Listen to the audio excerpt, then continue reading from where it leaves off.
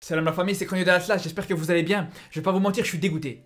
Je suis dégoûté, je vais pas faire le type qui retourne ma veste. J'ai dit avant le match que ce match il était important. J'ai dit avant le match que cette compétition elle pouvait être importante. Donc je maintiens ce que j'ai dit. Oui, ce match était important. Oui, un derby ça se joue pas, ça se gagne. Donc bien sûr que je suis dégoûté quand on voit un match pareil. Et c'est même pas l'élimination qui me dérange. C'est même pas la défaite parce qu'on peut même pas vraiment considérer que c'est une défaite vu que c'est parti au tir au but. Bien sûr que t'as le droit de perdre ce match. Bien sûr que t'as le droit de te faire éliminer par cette équipe d'Algérie. Encore une fois, on a vu que cette équipe elle avait des joueurs qui étaient très forts. Quand tu sais que t'as un joueur comme Belaïli sur le terrain, un joueur qui pour moi sincèrement il est dans le top 3 des meilleurs joueurs qui jouent dans les championnats africains et asiatiques. Quand tu sais que t'as Brahimi qui a fait une carrière immense, qui est champion d'Afrique, qui a été en Coupe du Monde, qui t'a mis des quadruplés en Champions League, et tu peux même rajouter à ça un gardien comme Bolhi qui a fait 2 Coupes du Monde. Donc bien sûr, cette équipe d'Algérie, elle est vraiment costaud, elle a vraiment de la qualité. Surtout qu'il faut savoir que du côté du Maroc, à part Hafidi, il n'y a absolument aucun joueur qui a joué une CAN. Donc bien sûr qu'à ce moment-là, on peut pas en vouloir à tous ces joueurs locaux marocains qui n'ont pas pu battre l'Algérie. Par contre, moi, ce qui me dérange vraiment dans ce match, c'est ce manque d'implication de la part de cette équipe du Maroc. Et s'il vous plaît, ne venez surtout pas me dire que cette équipe du Maroc, elle s'est donnée à fond parce qu'on en est loin de là. Déjà, moi, ça me rend fou quand je voyais que le Maroc commençait à jouer seulement quand ils étaient menés au score.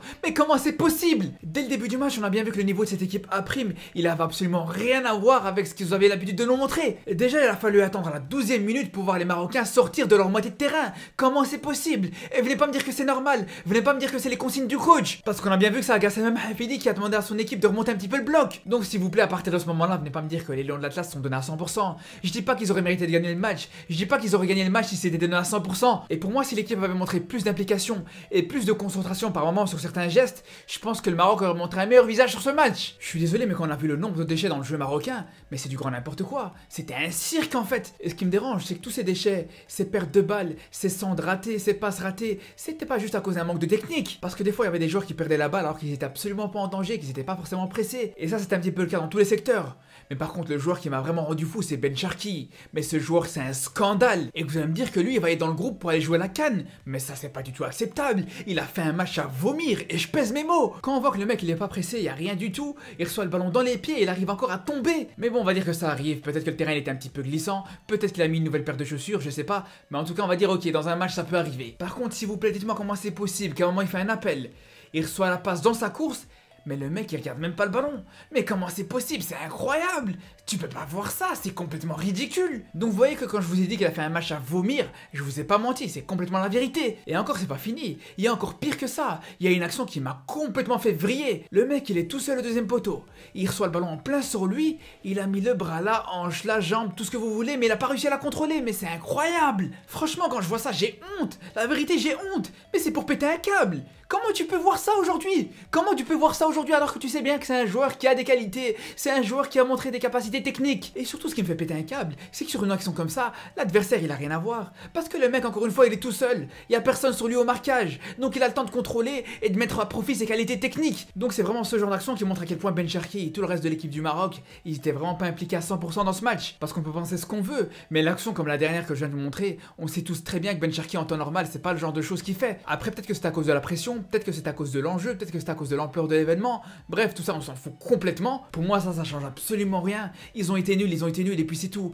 Ils avaient la chance d'affronter un adversaire de haut niveau. Ils avaient l'occasion de faire vraiment leur preuve. Ils avaient l'occasion de redorer le blason des joueurs de Botola. Et là ils ont fait tout l'inverse. Et donc là quand les joueurs de Botola ils vont se faire traiter comme des vieilles chaussettes avec l'équipe A du Maroc, ils pourront s'en prendre qu'à eux-mêmes. Je suis désolé. Moi ça fait des années que je défends les joueurs locaux. Ça fait des années que je dénonce quand ils sont maltraités avec l'équipe première. Quand par exemple Banoun il s'est fait exclure au dernier moment du groupe d'Hervé Renard avant la Coupe du Monde 2018, j'étais le premier à critiquer ça. Mais maintenant comment vous voulez être pris au sérieux quand vous voulez défendre un joueur qui a été formé ou qui joue dans le championnat marocain, sérieusement. Et justement je l'avais dit avant le match, j'avais très bien dit que les locaux s'ils gagnaient ce match, ils pourraient gagner énormément en termes de légitimité. Et on savait aussi que s'ils perdaient ça allait être tout l'inverse. Et c'est normal, c'est la première fois qu'ils affrontent vraiment un adversaire potable. Et là tu vois qu'ils ont un niveau qui est complètement désastreux.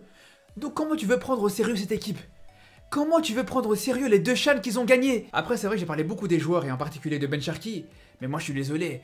Mais si l'entraîneur il avait un minimum de fierté, demain il remet sa démission. C'est fini, mais franchement comment c'est possible aujourd'hui? T'es entraîneur d'une équipe depuis presque 3 ans, ça fait des années que t'es en train de forger un collectif, tu joues avec la même équipe qui a gagné le CHAN. D'ailleurs moi-même avant le match j'avais dit que ça pouvait être une des forces du Maroc, mais je suis désolé mais ça s'est absolument pas vu. Encore une fois tu mets quelqu'un devant le match qui a rien vu, qui connaît rien du tout de ces deux équipes, il pourrait jamais deviner que cette équipe du Maroc elle joue depuis des années ensemble et que les Algériens ils veulent à peine de former cette équipe. C'est la première compétition qu'ils jouent ensemble. parce que je suis désolé, mais on a tous des yeux et on a tous vu. On a vu une équipe d'Algérie qui était bien en place tactiquement, qui allait presser très haut avec un pressing super bien organisé, et de l'autre côté on a vu une équipe du Maroc qui était complètement étouffée par ce pressing. On a vu qu'ils avaient vraiment du mal à ressortir proprement, pendant une grande partie du match en tout cas. Les Lions d'Atlas, ils ont vraiment eu très peu de séquences collectives bien construites, et défensivement je vous en parle même pas. Au niveau du pressing c'était complètement désorganisé, et dès que les Algériens ils accéléraient un petit peu, notamment avec Belaïli et Brahimi, ont été complètement chamboulés. Pourtant il fallait pas être un expert du football algérien pour savoir avant ce match que le principal danger il allait venir de Brahimi et de Belaïli quand même. Mais on avait l'impression qu'ils n'étaient pas du tout préparés à ça. Ils étaient beaucoup trop souvent en situation de 1 contre 1. Mais c'est pas les seuls choix douteux. Quand par exemple on voit l'entrée de Rahimi qui a apporté et qui a provoqué beaucoup plus que Ben Cherki pendant tout son match, alors que Ben Cherki a joué les 120 minutes, et encore je vous parle même pas du match de Haddad.